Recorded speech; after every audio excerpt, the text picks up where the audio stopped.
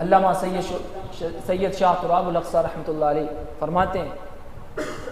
کہ ساری نیکیوں میں سب سے بڑھ کر نیکی ہے آقا علیہ السلام کی عزت پر پیرا دینا. اس سے بڑھ کر کوئی نیک عمل نہیں, اس سے بڑھ کر کوئی نیکی نہیں. میرے عزیزوں, میرے پیاروں, لائق مبارکباد ہے وہ وکلا کی جماعت جو امروہہ ضلع کے ہمارے وکیلوں نے آج آقا علیہ السلام کی عزت پر پہرا دیتے ہوئے ہمارے حلقے کی ڈی ایم صاحبہ کے آفس پہنچ کر کے اس گستاخ رسول کے خلاف انہوں نے وہاں پر میمورنڈم پیش کیا اور اس کے خلاف کارروائی کرنے کی آواز اٹھائی. یہ بہت بڑی بات ہے, اور میں بارہا یہ بات آپ سے کہتا ہوں, میں نے ابھی بھی کہی آپ سے کہ جب آقا علیہ السلام کی عزت کے لیے درسگاہوں سے لوگ نہیں اٹھیں گے, مدرسوں سے لوگ آواز نہیں اٹھائیں گے, ممبروں سے, مسجدوں سے اگر آواز نہیں اٹھائیں گے, تو پھر اللہ رب العزت یہ بڑا غیرت مند رب ہے, وہ اپنے محبوب کی عزت کے لیے دنیا سے کسی کو بھی کھڑا کر سکتا ہے. پھر وہ یہ نہیں دیکھے گا کہ مسجد پڑھانے والا امام کیوں نہیں اٹھا, مدرسے میں پڑھانے والا امام کیوں نہیں اٹھا. اور میں ان سے بھی پوچھنا چاہتا ہوں جو اپنی درسگاہوں میں حدیثوں کا درس دیا کرتے ہیں کہ وہ کس رسول کی حدیث کا درس دیتے ہیں, کہ جب اس رسول کی عزت کی بات آتی ہے تو تم اپنی درسگاہوں اور مسجدوں کو بچانے کی کوشش کرتے ہو, تم اپنی مسجدوں اور ممبروں کو بچانے کی کوشش کرتے ہو. کل آقا علیہ السلام نے اگر تم سے پوچھ لیا تو کیا جواب دو گے؟ تم بتاؤ, ہے کوئی جواب تمہارے پاس؟ نہیں ہوگا تمہارے پاس کوئی جواب. کل یہ وکیل آقا علیہ السلام کے دامن رحمت میں جھومتے ہوئے نظر آئیں گے, اور آقا علیہ السلام ان وکیلوں کو پکارتے ہوئے نظر آئیں گے, اے وکیلوں کی جماعت چلے آؤ, تمہاری آج شفاعت کرنے کے لیے محمد رسول اللہ حاضر ہے. اس سے قبل بھی آپ نے دیکھا ہوگا کہ ایک نیتا شخص جس کا نام امتیاز جلیل ہے, جب دنیا کا, ہندوستان کا کوئی شخص نہیں اٹھا تو اس نے اتنا اعلیٰ پیمانے پر آقا علیہ السلام کی ناموس اور عزت پر پہرا دیا کہ دنیا, اس ملک میں نہیں بلکہ ساری دنیا میں اس کا نام جانا اور پہچانا جا رہا ہے. ساری دنیا میں لوگ اس کا نام لے رہے ہیں. کس وجہ سے؟ کیا وہ نیتا ہے اس وجہ سے؟ نہیں, بلکہ اس نے نبی علیہ السلام کی عزت پر پہرا دیا اس وجہ سے. میرے عزیزوں, میرے پیاروں, ابھی بھی وقت ہے کہ جب بھی آقا علیہ السلام کی عزت پر کوئی آواز اٹھائے فوراً اس ظالم کا گلا پکڑ کر کے دبا دو اور فوراً اس کے خلاف آواز بلند کرو. نہیں تو میرے عزیزوں, میرے پیاروں, ہمارا گھروں میں بیٹھنا, ہمارا مسجدوں میں بیٹھنا, ہمارا درود پاک پڑھنا, ہمارا محفلیں سجانا, ہمارا یہ جشن غوث اعظم منانا, یہ 11 دن نہیں بلکہ سارے سال مناتے رہو, لیکن اگر نبی کی عزت کی بات آئے اور تو نبی کی عزت پہ بات نہ کرو تو یہ سارے جشن غوث اعظم تمہارے منہ پہ مار دیے جائیں گے. میں نے ان لوگوں سے کہا, وکیل لوگوں سے, کہ آپ ہمارے سر کے تاج ہیں, آپ ہمارے سر کے تاج ہیں, آپ ہمارے رہنما ہیں, آپ ہمارے لیڈر ہیں,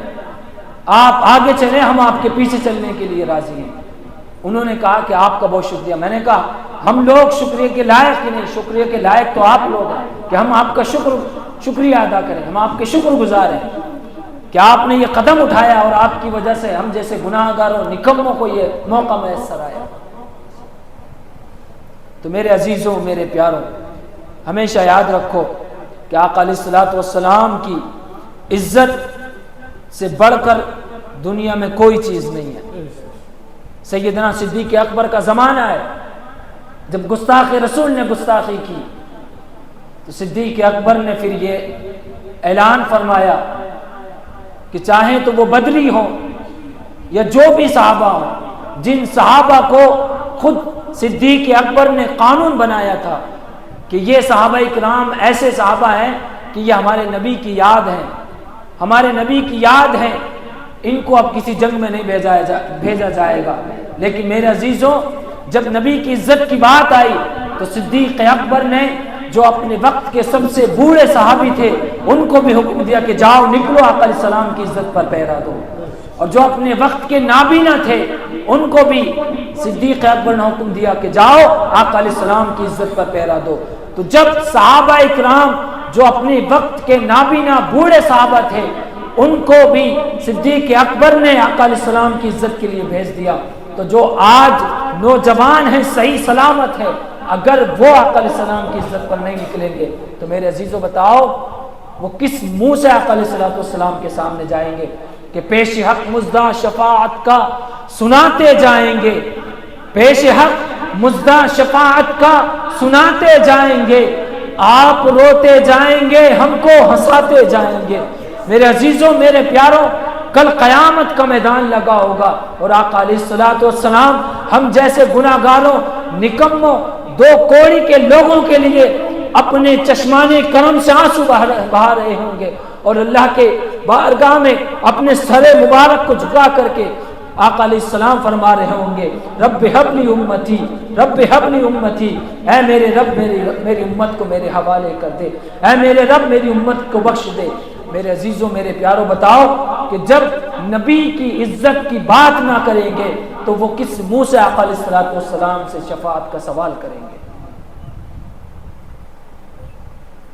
آج لے ان کی پناہ،